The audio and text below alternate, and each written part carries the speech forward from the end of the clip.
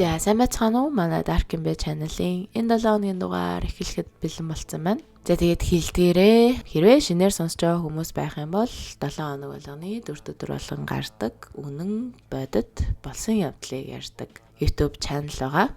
За тэгээд манай өнөөдрийн дугаарыг Nomadia Pictures спонсор хийж байгаа ба. За Nomadia Pictures, Orange Entertainment, Absolute Pictures-ийн хамтын бүтээл Тойрог гээд триллер хоррор киноны талаар одоо та нартай товчхон хэлье. За энэ кино яаж эхэлдэг вэ гэхээр Зэлэм Хангал гээд хоёр гол дүрийн сайн найзууд залуучууд хуучны бурхан дотроос учир битүүлэг нэг газрын зургийг олдог. За тэр газрын зураг нь эд баялаг тэднийг дуудаж байна хэмээн үзээд энэ хоёр холын аялалд гарна. Гэвч найзуудад одоо хачирхалтай сонин зүйлс тохиолдож эхэлснээр кино цаашаага өрнөд явна. За тэгээд дээрэс нь өнөөдрийн ярих 10 болсон хэрэг энэ киноны агуулгатай ер нь их ойролцоо төстэй. Тэгэд хэрвээ та нар хүсэх юм бол Look TV-гээс энэ киногоо хүлээн авч үзээрэй. За тэгээд дугаараа эхлэхээс өмнө богинохон хэмжээний энэ киноныхоо талаар трейлерыг та нартай хүргэе.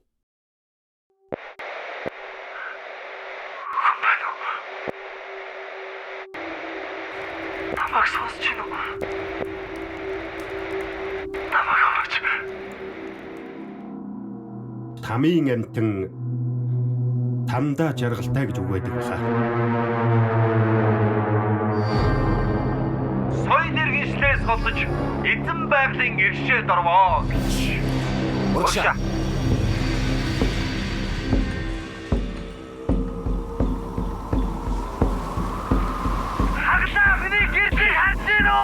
Өчигдөр аимшигтай шуурхтай маш хүйтэн байсан.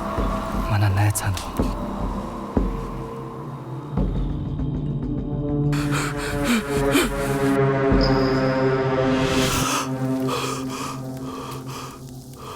Муухай зүд үү?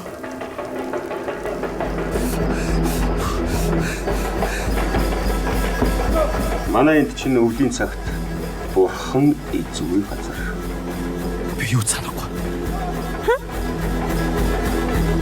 Шөнийн шуурганаар бүх юм шинээр хэлчихсэн.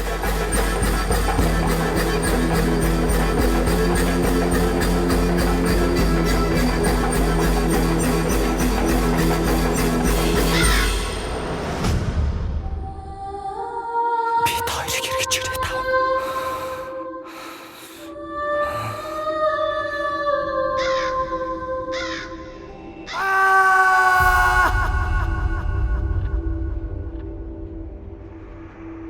Зоох хэрэггүй.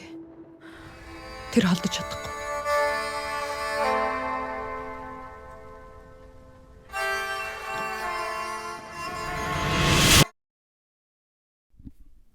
Аимшиг кинонд дуртай, триллер төрлийн кинонд дуртай хүмүүс маань байх юм бол, үзэгчид маань байх юм бол энэ киног бас Look TV-гээс үзээрэй гэж хэлье.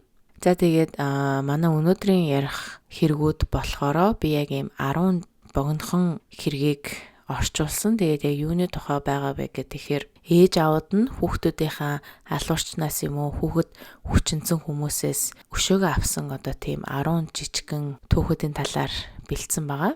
За тэгээд хэрэгээ ярьж эхлэе.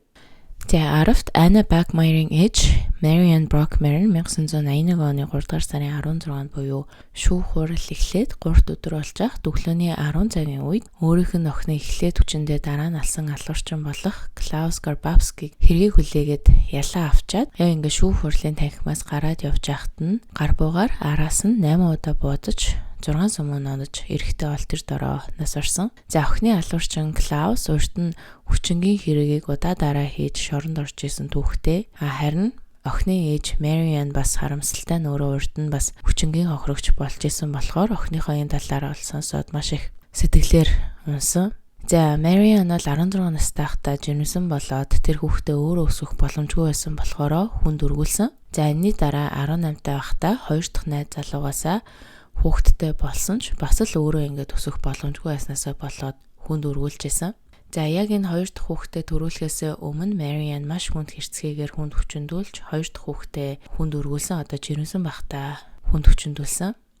За энэний дараа 3 дахь удаага жирэмсэн болоод харин Энэ удаа одоо өөрөө том болсон, ажил төрөлтэй бололцоотой болсон байсан болохоор охиноо өсгөхөөр шийдсэн ч харамсалтай охин 7 настай байхдаа ээжтэйгээ нэг зүйл дээрээс болоод маргалцснаас болоод нэг өдөр хичээлээ таслаад сургууль дээрээ ирээгүй. Тэгээд яг сургуульдаа яваагүй тэр өдрөө Клаус гэх эрэгтэйд тулгаалагдаж эрэгтэй гэрт одоо хідэн цагийн туршид хүчндүүлж эцэст нь Клаус охиныг өөрийнхөө сүд эмэгтэйгийнхаа шилэн тэрхүүгээр бомилж алаад дараа нь хайрцагт тийж эзгүй газар авчиж хайсан. За охин бол ээжийнхээ ажилдаг байсан ресторан пабд зөндөө очиж ээжийнхээ ажлыг тарахыг хүлээдэг. Одоо тэнцээ хичээл намаа хийгээл ерөнхийдөө тэнцээ өдөр болгон очдөг байсан байна л да. Тэгээд тэнд ахта Клаус гэдэг эрэгтэйтэй хальт яриад танилцал өнгөрсөн.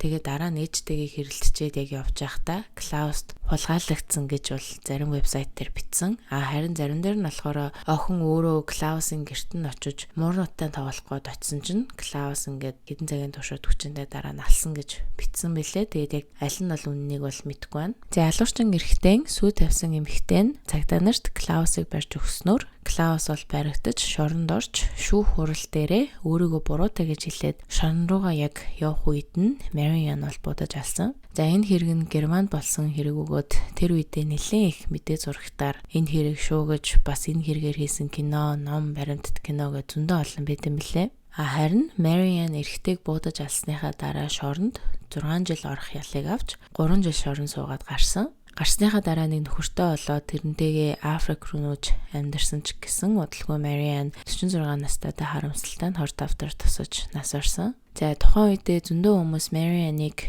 юу хийснийг дэмжиж бэлэгсэлт цэцэг энтер явуулж исэн ч гэсэн яг тэрний эсэргүүцээ зөндөө хүмүүс бол Мариан илүү олон жил шорон зоох ёстой байсан юм аа. Яагаад ингэж иймэрт гаргачваа ч гэсэн хүмүүс бас зөндөө олон байсан. За 9-т Jason Browning 2014 оны 7 дугаар сар Jason Browning 911 руу залгаад би хүүгийнхээ өрөөрөө ороод харсан чинь нэг насан туршсан том баачка миний хүүг хүчин жахыг хараад шууд зодоод өөрийг нь өөрийнх нь цуснд биж өвлөх гэж байна. Та хизээ ирэх юм бэ цагтаа гэд 911-д нэг дуудлага орж ирсэн. За Jason хүүгийнхээ өрөөрөө ороод харсан чинь Raymond гэд өөрийнх нь сайн найз нь одоо хүүгийнх нь орны хажууд ингээд шалтан бомб босцсон учижсэн. За тэр залууг бол Raymond Frolander гэдэг Jason-ы найз байсан бөгөөд Jason-ы хүүг хаяа харж өгдөг байсан. За бас энэ залуу болохоор Jason-ы гэрээс ерөөсөө холгүй ойрхон амьдардаг. Тэгээд өдөр болгон бараг шахуу Jason-ы хүү энэ гурав ингээд цухтаа кино үзэл видео тоглоод өдрийг өнгөрүүлдэг байсан.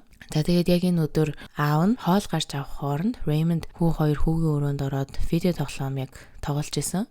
За тэгээд Jason удалгүй захиалсан хоолоо авчаад гэртээ ирсэн чинь хүүгийнх нь өрөөнөөс нэг сонин орилох чимээ гарахаар нь яваад очисон чинь Raymond өмдөө тайлцсан хүүг нь хүчнэжсэн байхыг хараад одоо шууд аав нь бол очиод нүүр нүдгүү зоцсныхаа дараа цагтаа дутсан. Харин цагтаа нар хурж ирээд Raymond-ийг баривчилж аваад харин хүүгийн аавыг буюу Jason-ыг цагтаа нар баривчилж аваагүй. Яагаад гэх юм бол аав хүний үзүүлэх хариу үйлдэлийг гаргасан байна гэж хэлээд ерөөсөө шоронд оруулаагүй, баривчилж аваагүй.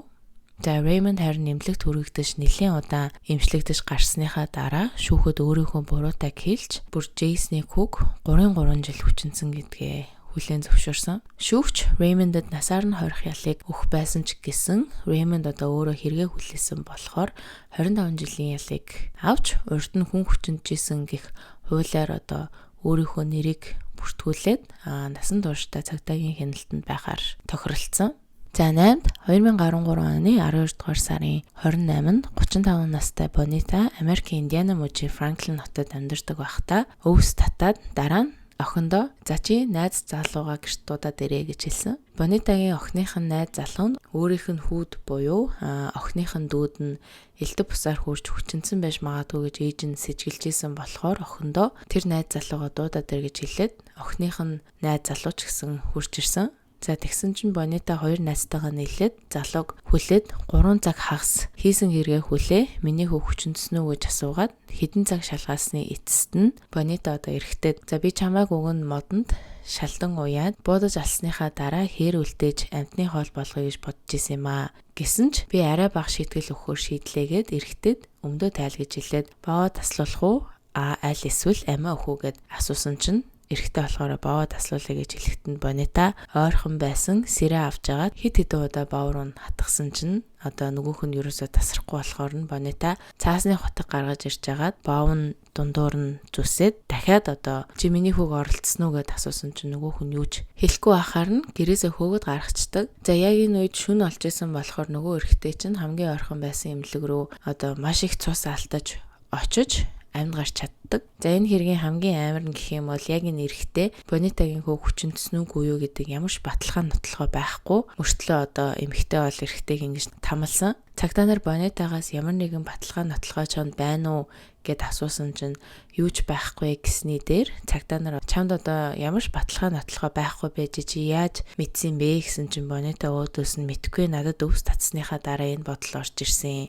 Тэгээ би бас энээс өөр юу татснаа санахгүй байна гэж хүртэл хэлсэн. За цагтаа нар бол эрэгтэйг хүүг хүчнэцэн гэсэн баталгаа ерөөсөө байхгүй болохоор шоронд хийлгүй орхисон. Харин Бонитад хүний биед хүнд ноцтой гэмтэл хохирол учруулсан гэж 16 сар ял өгсөний 10 сарыг нь гэрээр хоригдож 6 сарыг нь цагдаагийн хяналтанд дор одоо тэнцэнгээр гэх юм уу өгсөн. За 7 дугаарт 32 настай 3 хүүхдийн ээж Сара 2014 оны 11-р сард Лондонд амьдардаг гэрээсээ шүн саарл малгайтай цам зөмсөд цамцан дотроо том утгыг нуугаад 77 настай Майкл Плестедийн гэрлүүн явсан. За Майкл урд нь 30 жилийн туршид 24 удаа хүчингийн хэрэгт холбогдчихсэн. За тэгээд Сара Майкл дээр хутга бариад очих үед Майкл шүүх хурал дээр жоохон хүүхэд оролцсон хүчинсэн хэрэгт одоо дөнгөж дуудагдаад очиж амжаагүй байсан мэлээ. За Майкл бол ерний амьдардаг хоттой нэлээд нэр хүндтэй, хөшөөдтэй тусч хүүхдүүдтэй тоглодог гэдгээрээ алдартай. Тэгээд гэрийнхэн гадаа суугаал ингээл хүмүүстэй хүүхдүүдтэй юм яриад сууж идэг нэг өвгөн байсан. За тэгээд Майкл Сарагийн том хүү болох Брадиг манай гэрт хурж ирээд хэдэн сонин сэтгүүл янзлаад өгөөч гэд дуудсан чинь Брад ээжээсээ явж болох уу гэж асуугаад ээж нь ч ихсэн зөвшөөрөөд Майклын гэрт нь очисон. За ингээд Майкл өвгөнийх рүү амралтын өдөр болгон янз бүрийн хүүхдүүд очиж тоглодог эсвэл тусалдаг байсан болохоор ээж нь ч бас ерөөсөө санаа зовоогүй явуулсан баг. За ингээд Брадийн очисон цагаас ихсүүлээд Майкл өвгөн бол баг багаар Брадад ингээд хүрээд цаашлаад болохгүй газар нь хүрч эхэлсэн. За энэний дараа Сарагийн хоёр ихэр хүүг бас баг багаар орлож эхэлсэн. Одоо нөгөө хоёр ихэр хүүнээс Майклын гэрт хагас бүтэнсэнд очиод эхэлчихэж байгаа хгүй. За ингээд нийт 4-5 сар болсны дараа 3 хүү нийлж агаад ингээд нэг өдөр зориг гаргаад ээжтэй энэ үгийн ингээд байна тэгээд байна гэд хэлэхэд нь ээж нь бол шууд цагтаа руу залгаад Майкл байрвчлагдаж шүүх хурал болтлоо шоронд сууж исэн ч гэсэн шүүгч нь одоо шүүх хурлаа ингээ хүлээх хүртлэх гэртээ байж болно гэсээр Майкл гэрлүүгээ буцаад гарчдаг. За энийг нь мэдсэн Сара бол 3 хүүхдээ шууд аваад ээжих рүүгээ яваад хүүнрээ тэнд нь орхичоод Майклтай очиж уулзаж шүүхэд өөрийгөө буруутай гэж хэлнэ өстэй гэж одоо баттгаж асуух гэж очсон. За Сара тийшээ явахдаа том алгаатай цамцаа өмсөөд зүүн гартаа хутгаа бариад Майклын гэрт нь очиод чи буруутай гэдгийг хэлнэ үсттэй гэсэн чинь Майкл өөдөөс нь би танаа хүүхдүүдэд хүрээгүй. Тэд нар л худлаа ярьж байгаамаа гэж хэлээд дээрээс нь Сарагийн гарт нь байсан хутгийг нь авах гэж оролцсон.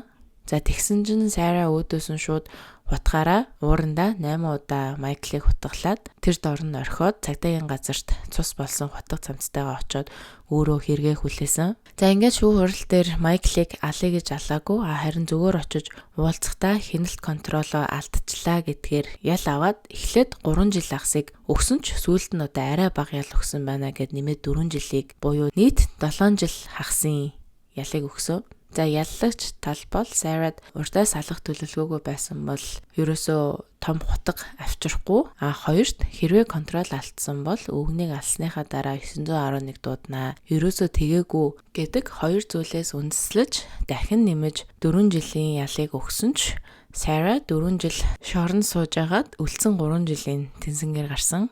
6-д Германы Линдаугийн хотод 1982 оны 7 дугаар сарын 9-ний орой 14 настай Калинка Бамберский ээж болон ээжийнх нь нөхөртөө нь одоо өөрийнх нь хойдоо болох Диетер Кромбактай оройг зурх дантер үзэн өнгөрүүлж байсан. За тэр орой энэ гурав оройн хоолоо идсэний дараа диетер хойд охиндоо cobalt ferrous acid гэх зүйлийг тарьчдаг. За энэ яг юу юм бэ гэхээр төмрийн дутагдaltaй хүмүүсийн уудаг эсвэл тариагаар тарьдаг бэлтгэл байт юм байна. Тэгээд тэрийг калинкад тарьчаад өглөө нь босоод ирсэн чинь охин нь нас орсон байсан. 2 хоногийн дараа охины задлан шинжилгээний хариу гарч охины уушиг амьсгалын замд нь хоол болон уух юмны үрцэс орсон байсан. Мөн хэд хэдэн тарианы мөрнүүд бэлэг эрхтнийх нь ойр хавар цусны толб, мөр болон цагаан шингэн зүйл олцсон. За тэр цагаан шингэн зүйлийг тестэлж үзээгүй. Тэгээд яг юу болох нь бол мэддэхгүй. Харин охины бэлэг эрхтнийг хэрчиж авсан эрхтэн олтоогүй. Тэгээд яг энэ нь болохоор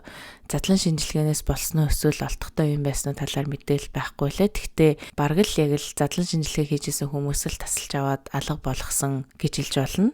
За тэгээд энэ хэргийн с ิจ гтэнгээр хойд ав болох диетрийг сэжгэлж исэн. Яагаад тэгэхээр яг юу болсон тал дээр байн өөрийнхөө хэлсэн ярьсныг бол өөрчлөөдсэн. За охины төрсөн ав Андре энэ үед Францд байсан. Тэгээд энэ мэдээг сонсоод шууд цагдаа нарт хэлээд дахиад сайн энэ хэргийг шалгаад өгөөч гэсэн чинь тэр нь бол хол яваагүй. За тэгэхээр нь өөрөө Герман руу очиод гадаа гудамжид цагаан утас таараагаад тэрэн дээрээ миний охиныг хойд аавд хүчиндэж алсан. Энийг шийдэж өгөөч гэж хэсэг явсныг хойд аав диетер нь мэдээд охины аавыг шүүхэд өгөөд одоо хүний нэр төрт халдсан гэж дуудсан ч гэсэн шүүх бол хойд аавынхаа тарьсан тариа нь яг алыг гэж алсан тариа юу эсвэл санаандгүй тариад тэр охиныг нь бөөлчгöd хүргээд бөөлдсөн охины уушиг агаарын зам руу орж өгснөө гэдгийг бол ерөөсөө баталж чадаагүй. За ингээд охины төрсөн ав Андре 2009 оны 10 дугаар сарын 17-нд буюу охиныхоо хэргийн алуурчныг шоронд оруулах гэж хөөцөлтөд бүтээгүй болохоор 3 эрэгтэй хүнийг диетрийн араас явуулж Франц руу аваад иргэж явуулаад хулгайлж диетрийг Францд бол авчирсан. За диетер Францд ирэхдээ араагаас нь цуурцсан ирсэн ч гэсэн амьд байсан. Тэгээ нөгөө гуравчин цагдаагийн газарт диетрийг авчиж өгөөд өөртөө цухтаацсан. За тэрийг нь цагдаа нар мэдээд Анжег хүний хулгай зохион байгуулсан хэрэгээр бас баривчилж авсан. За тэр үедээ хууль нь болохгүй байсан уу? Яасан ямар ч л байсан Германаас Франц руу гэмт хэрэгтнийг шилжүүлж өгөхгүй байсан болохоор Анжег бүр аргаа ядаад хүнээр хулгайлуулж авчирсан мөлий. За ингээд 2 жилийн дараа дахин шүүх хурал эхэлж хэд хэдэн эмэгтэй хүмүүс диетрийн эсрэг мэдүүлгийг өгсөн. За тэд нар хэлэхдээ болохоор диетер биднийг өсвөр настай байхад төмрийн дутагдлын эсрэг тариаг тарьчаад дараа нь биднийг хүчинтдэг байсан гэж шүүхэд хэлсэн. За ингээд одоо охиноо нас орсноос нийт 30 жилийн дараа диетрийг шоронд оруулж чадсан. Шүүгч диетерт нийт 15 жилийн ялыг өгсөн.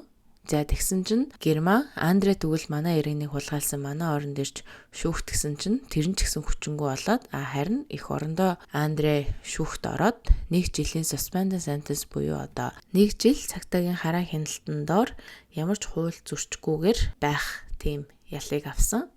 Шоронд ороогүй гэсэн үг. За 5 дугаарт 1984 оны 3 дугаар сарын 16-нд Гэри Плошен өөрийнх нь 11 настай хүүг каратеных нь багш нь хулгайлж хүчинтснийхэн төлөө буудаж алсан хэрэг гарсан. За тодруулаад ярихад 11 настай Жоуди хүү каратед явмаар санагдаад 25 настай Джеффри Дусей гэдэг залуугийн ангид явж эхэлсэн. За Жоури дандаа би ингээд каратед явмааргүй байна, залхуу үрээд байна гэх мэтэр дандаа л явахгүй гэдэг байсан байл та. Тэгсэн чи ээж аав нь битээ хотлоо яриад ээ, битээ хотлоо шалтак тоочод ээ гэд ерөөсөө тоохгүй явуулаад байдаг байсан. Тэгсэн хөөрхий хүүг бүхэл бүтэн жил гарan бэлгийн хүчирхийлэл дарамтанд оруулдаг байсан. За 1984 оны 20 дугаар сарын 14-нд Жоуди каратеныхаа ангид явчаад байжсэн чинь багш нь дагуулад автобусан суугаад бүр хол өөр нэг газар руу одоо өөр нэг хот руу аваад явцсан. Тэгээд тэр хотынхоо нэг жижигхэн тэм буудалд оруулаад хүүг бол хүчиндэж эхэлсэн. Тэгээд Жоуди нийт 10 хоног алга болсон. Каратеных нь багш Джеффри Жоудиг дэм буудалд хорж явах үедээ уцаар яриулснаар цагдаа нар Жоудигийн байгаа газрыг тогтоож тэр доор нь цагдаа нарыг явуулж хүүг бол аварч чадсан. За тэр үедээ мэдээ сонинд энэ хэрэг олон нийтээр тарж хүн болгон энэ хэргийн талаар бол сонссон байсан. За сонинд Жоуди хүүг шүүрний ишээр хүчинсэн, дээрэс нь Джеффри өөрөө нэмээд хүчинсэн гэхийг нь аав нь сонсоод шууд хариуг нь авахар бол шийдсэн. За ингээд 1984 оны 3 дугаар сарын 16-ны орой 9:30 минутын үед Jeffrey онгоцоор амьдардаг оттоо цагтаад баригдаад ирэхэд нь аав Gary-н гар буутай онгоцны буудлын дээр бол хүлээж исэн. Тэгэд Америкийн телевизийн нэг ажилтан нь Gary-д аавд нь одоо яг хэдэн цагт Jeffrey онгоцноосоо буух болон хаана бууж хаанаас зураг авахыг нь хэлээд өгсөн байсан. За тийм болохоор Gary тэнд бол зурагттай, хөтлөгчтэй цуг хүлээж исэн. За хүмүүс Gary-г Jody-гийн аав нь байна гэж мэдээгүй болохоор хэлсэн бэлээ одоо нөгөө хөтлөгч энэ төр нь. Тэгээ дээрэс нь Gary малгайн өмсөж шил зүүцсэн байсан болохоор бүр мэддэхгүй байсан. За ингээд Jeffrey онгоцноосоо буугаад алхаад явж байхад нь өөдөөс нь Gary гарч ирээд баруун талынхын чих рүү гар буугаараа буудаж оноод Jeffrey бол газар дээрээ үхсэн. Харин Gary-д 7 жилийн suspended sentence буюу цагдаагийн хяналттай тэнсэн. Тэр нь одоо юу гэсэн үг юм бэ гэхээр хэрвээ хууль дүрэн зөрчих тохиолдолд шорондоо орно, үгүй бол шоронд орохгүй тийм ялыг бас дээрээс нь нэмээд 5 жилийн туршилттай ял одоо тэнсэн гэх юм уу бас тийм ялыг дээрээс нь нэмээд 300 цагийн сайн дурын ажлыг хийхээр өгсөн. За ингээд Gary 2014 онд 69 настайдаа харамсны улмаас нас орсон. Тэгээд сүүлд Gary-гээс ингээд чи Jeffrey-г алсандаа харамсаж гинөө гэх асуултанд харамсах нь байтугай дахиад алхаж бэлэн байна гэж хариулсан. За тэгээд зарим хүмүүс Gary-гийн зөв, зарим нь буруу, аллага үйлцэн гэдгээрээ шоронд орох ёстой байсан гэж ярьсан бэлээ. Та нараас юу гэж бодож ийн комментээр бичээрэй. За дөрөвт энэ хэрэг бол Мексикт болсон. 2000 оны 7 дугаар сард 25 настай Paolo Gallo гээд охин найзуудтайгаа ээж аваахаа лагер дээр байжсэн чинь гинэт машиндаа хэдэн нөхөр гэрт хурж ирээд гэрт байсан бүх үнэтэй бөгж зүйлтийг улгаалаад дээрээс нь Paolo охиныг хулгайлаад аваа явчихдаг. За тэгээд олдохгүй хэд хоног цадаас сэргийлэх гэж явж байгаад 3 хоногийн дараа охины аав руу хулгайлсан хүмүүс нь залгаад $19,000 өг гэж хэлсэн чинь аав нь бол шууд тэр дороо мөнгийг өгсөн ч охин ч байхгүй хулгайлсан хүмүүс нь ч одоо сураггүй болсон. За ингээд 7 хоногийн дараа охины цогцыг мөнгө тавьсан газрын хажуунаас олсон. Охин 2 удаа хүзүүндээ буудуулж нас орсон. Бас аавынх нь хулгайчдад өгсөн мөнгөний ихэнх нь хിവэрээ олцсон. Тэгээ мөн охиныг хулгайлсан 3 эрэгтэйг ч гэсэн тэр дор нь олоод цагтаад хэлсэн чинь цагтаа энэ 3-ын дунд охины ч алсан хүн байхгүй байна гэд. Дээрээс нь бас нэг ч гарны хурууны хий танаа гэрээс ч олтоогүй гэж хэлсэн. За тэгэхээр нь аав нь за яг энэ цагтаа нар нь холбоотой мүү? Эсвэл эдрийн яг залхуу нүрээд миний охины алуурчин олохгүй юм байна. Би яг өөрөө л арга хэмжээ авах хэрэгтэй байна гэд өөрийнхөө ажилладаг хуулийн фермийг хагаад өөрөө охиныхаа алууршныг мөрдөж эхэлдэг. За цагдаа нартай цуг ажлыг гэсэн ч цагдаа нар тоохгүй байсан болохоор өөрийнхөө танил талыг ашиглаад нөгөө 3 эрэгтэй хүний утасны рекорд, байршил гэх зэргийг нь мэдээд нэг зүйлийг мэдэж авсан. За тэр нь яг юу байсан бэ гэхээр нөгөө 3 эрэгтэй нэгнийх нь утас руу төлбөртэй утаснаас нэг хүн холбогдох гээд байсан. Одоо нөгөө таксфон гэж ярьжтэй бүхэхтэй утас лөө зоос игээд мөнгөгээд ярьдаг. За тийм утаснаас нэг хүн холбогдох гээд байсан. Тэгээд байршил нь болохоор Тултилан гээд нэг хотоос энэ 3-ын нэгэн рүү ингээл байн залгаад байсныг нь цагдаа дээр аваачаад өгсөн чинь цагдаа нар ингээд аргагүй ирэхэнд шалгаад мөрдөөд үтсэн чинь 28 настай Франциско Adrian гэдэг эрэгтэй байхыг мэдээд тэр эрэгтэйг бол тэр доорн баривчилж авсан. За тэгээд Франциско сүултээ би Паолог алсан гэж хүлээн зөвшөөрж шоронд орсон. Тэгээд охины аав бүтэн 1 жил охиныхаа алууршныг олоход зориулаад амьдралаа зориулаад ажиллаа хаагаад ингээд зөвхөн алууршныг олно гэсэн зорилготой араас нь дууштай явж байгаа охиныхаа алууршныг олсон. Тэгээд яг энэ хэрэг Мексикт болсон болохоор яг хэдэн жил ял авсан, яг яагаад цагдаа нар хэрийг олохтой мөрдөөгүй талаар мэдээл хангалттай байхгүй юм лээ. За 3 дугаарт Barry Gilton, Lupe Mercado гэдэг хоёр эхнэр нөхөр хоёр. За Barry Lupe хоёр бол 10 жил байхдаа танилцаж үерхэж эхэлсэн. Тэгээд яг албан ёсоор гэрлээг үчгэсэн энэ хоёр нийт 4 хүүхэдтэй. Нэг охин 3 хүүтэйгээ Калифорниагийн Сан Франциско хотод амьдардаг. За охин нь 17 нас хүрээд нэг л сонин ааш зан ингээд гинт өөрчлөгдөд эхэлсэн. Тэгээд эхлээд охин гэртээ өдөр болгон оройтож ирээд орой ирснийхээ дараа өрөөндөө ороод хаалгаа ачдаг. Тэгэхээр нээж аав нь энэ одоо яагаад оройтоод дээрээс нь битүүштэй ч юм ярихгүй яагаад байна гэд байхгүй хооронд нь өрөөнд нь ороод утсан чинь охин бол интернетээр өөрийнхөө шалтан зургийг хүмүүст зардаг байсныг олж мэддэг. За ихэнхдээ Twitter болон онлайн зургуудаас иймэрхүү хүмүүсийг олоод охин нь бол нутгийн зургуудаа зардаг байсан. За тэгээд тэр өдөр охин нь ирээд охиноосоо ээж аав нь асуугаад чи ингээд тийм зураг зарсан уу яасан гэсэн чинь охин нүгүүгээ гөрийгöd тэгэнгүүт нь ээж аав нь шийтгэлт нь охиноо Лос Анжелес руу нагцхынх руу явуулцдаг. За тэгсэн чинь охин нь нилээд очиод 22 настай Calvin Sneed гээд одоо янхан зуучилтай хүнтэй танилцаад энэ хоёр үерхэж эхэлсэн. Calvin өөрөө биеийн үнэлэх зуучилдаг байсан болохоор охиныг ятгаад замын хажуу зогсдог биеийн үнэлэгч болгоод өөрөө ихэнх мөнгийг нь хүртэл авдаг болсон. За тэрийг нь ах нь мэдээд охиныхын талаар ээж аавд нь хэлсэн чинь ээж аав нь одоо цагтаа дуудаад ийм болоод ах шиг байна гэд хэлсэн чинь хангалттай нотлохоо байхгүй байна гэж цагдаа нар бол баривчилж аваагүй. За тэгэхээр ээж аав нь өөрсдөө илээрөө очиод зогсдог гудамжинд нь очиод Calvin охин хоёрыг тэр гудамжаар явахыг хүлээгээд байжсэн чинь яг хажуугаар нь явж таарсан. За тэгэнгүүт нь нүрээ нуусан Barry бууга гаргаж ирээд будсан ч гэсэн одоо Calvin-ыг ерөөсөө оноогүй. За Calvin тэр үедээ болохоор хин намайг будчваа яачваа гэд юу ч мдээгүй өнгөрсөн. Яагаад гэх юм бол өөрөө мафт холбоотой байдаг. Мафийн нэг гишүүн. Тийм болохоор бас л өөр нэг мафийн хүн хурж ирээ намайг будч шиг боллоо доо гэд тоохгүй өнгөрөөцөн. За тэгэхээр нээж аав нь Calvin-ыг мэдчихлээ гэж бодсон уу? Яасан ямар ч л байсан гэртээ хэсэг байхаар шийдээд яваад өгчдөг.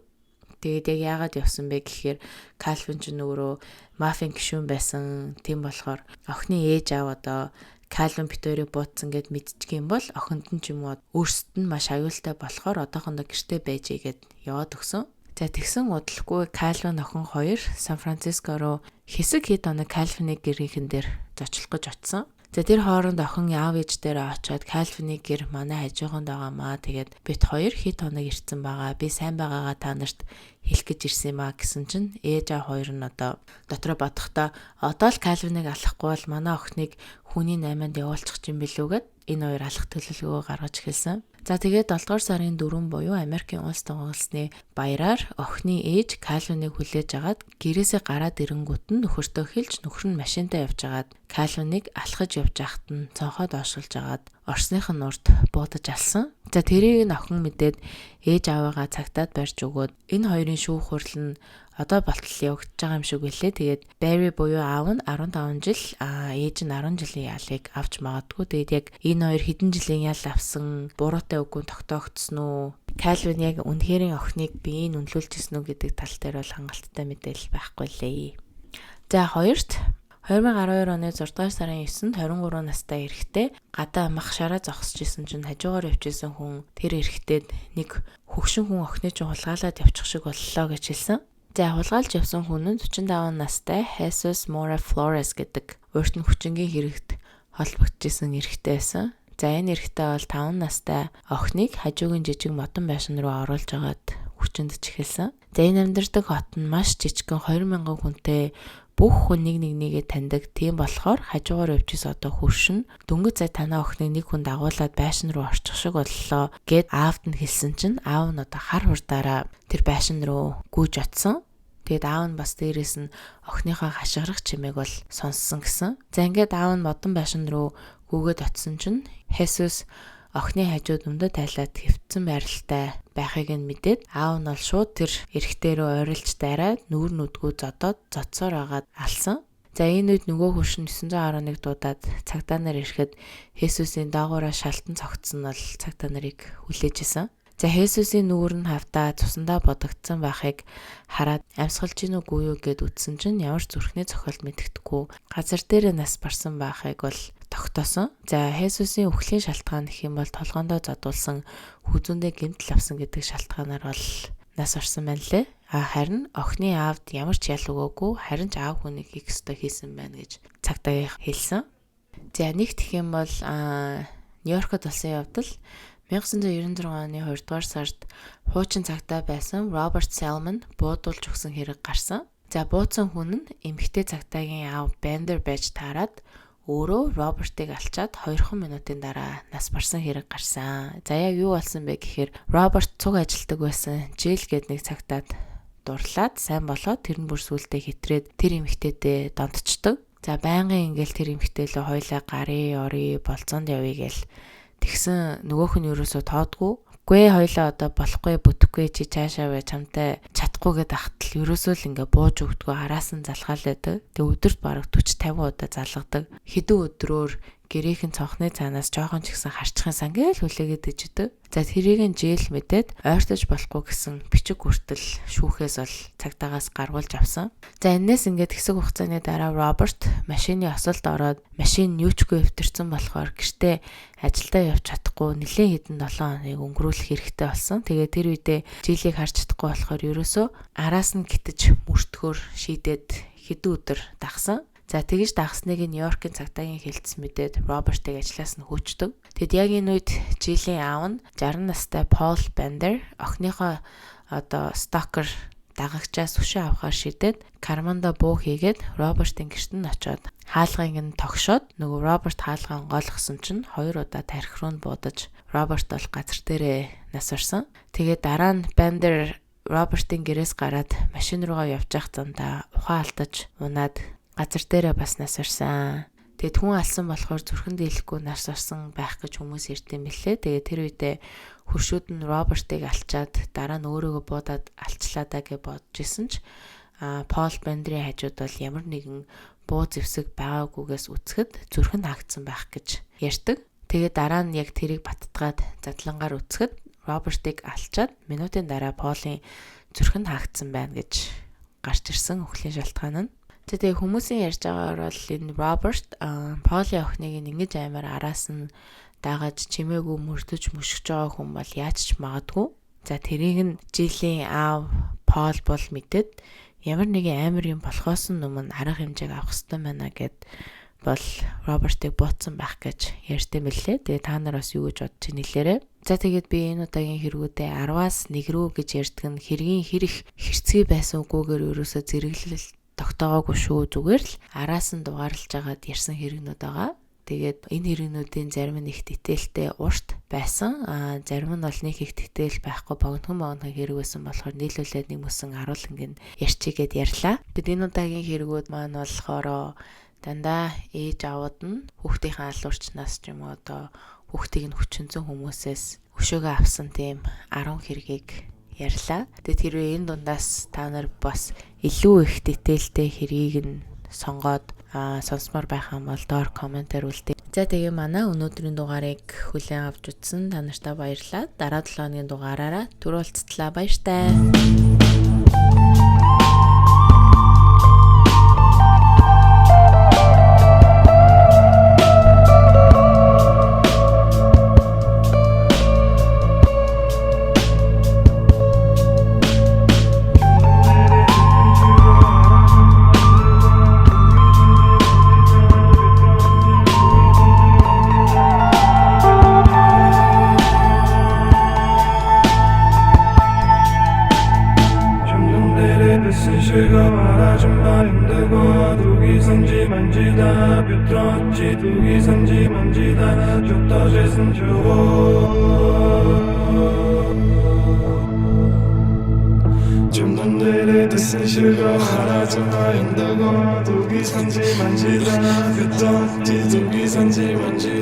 줬다 재선 줘